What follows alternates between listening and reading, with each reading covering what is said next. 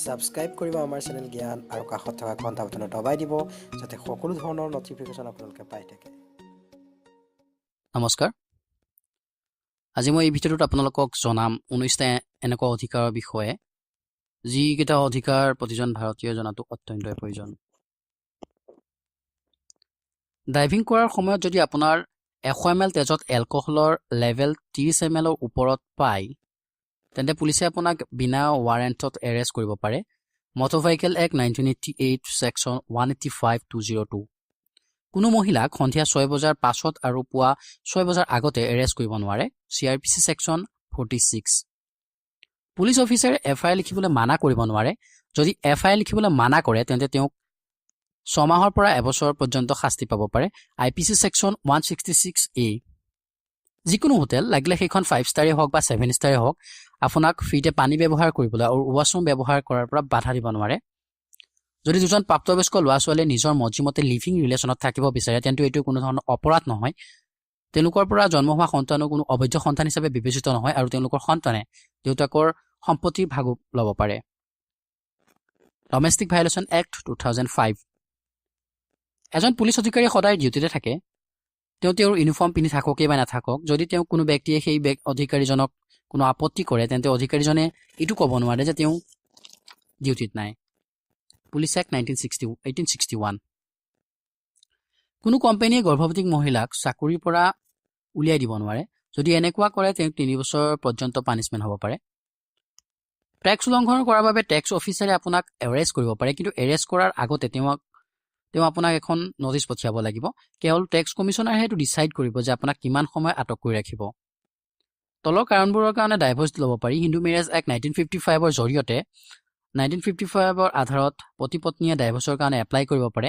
নপুংসকতা, বিনা কাৰণত এৰি থৈ যোৱা, হিন্দু ধৰ্ম এৰি বেলেগ ধৰ্ম গ্ৰহণ কৰিলে, পগলা হোৱা, এনেকুৱা বেমাৰ হোৱা যাৰ কোনো চিকিৎসাই নাই, সন্ন্যাসী লোৱা, 7 বছৰ পৰ্যন্ত কোনো সম্ভেদ নাথাকিলে ডাইভৰ্চৰ কাৰণে এপ্লাই কৰিব পাৰে। Hindu marriage act 1955 section 13। Motor vehicle এক্টৰ সেকশন 129ত কোৱা হৈছে যে বাইক চালকে হেলমেট পিন্ধাটো অত্যন্ত আৱশ্যকীয়। মটৰ ভেহিকেল এক্টৰ সেকশন 128ৰ মতে বাইকত 2জন ব্যক্তিহে বহিব পাৰিব, কিন্তু ট্ৰেফিক পুলিচে গাড়ীৰ পৰা চাবি উলিয়াই লোৱাটো ইলিগেল হয়। যদি আপুনি বিচাৰে সেই অধিকাৰীজন বা কনষ্টেবলজনৰ ওপৰত আপুনি লিগেল একশ্যন ল'ব পাৰে। Motor vehicle act 1988। কেৱল মহিলাক এৰেষ্ট কৰিব পাৰে আৰু পুলিচ ষ্টেচন লৈ যাব পাৰে। পুৰুষ পুলিচ কৰ্মীয়ে মহিলাক এৰেষ্ট কৰিব অধিকাৰ নাই। মহিলা আবেলি 6 বজাৰ পৰা পুৱা 6 বজাৰ ভিতৰত পুলিচ ষ্টেচন যাবৰ বাবে মানা কৰিব পাৰে। কোনো গম্ভীৰ অপৰাধতহে মেজিষ্ট্ৰেটৰ পৰা লিখিত আদেশ পোৱাৰ পাছতহে পুৰুষ পুলিচ অধিকাৰীয়ে মহিলাক এৰেষ্ট কৰিব পাৰে। CRPC। বহু কম লোকে জানে যদি খাদ্য বনাই থকাৰ সময়ত গেছ চিলিণ্ডাৰ ফাটে তেন্তে আপুনি গেছ কোম্পানীৰ পৰা 40 লাখ পৰ্যন্ত সহায় পাব পাৰে। যদি আপুনি কোনো কোম্পানীৰ পৰা কোনো উৎসৱৰ সময়ত উপহাৰ লয় তেন্তে এইটো ঘোষৰ ভিতৰত পৰে। এইটো এটা অপৰাধ যাৰ বাবে আপুনি শাস্তি পাব পাৰে।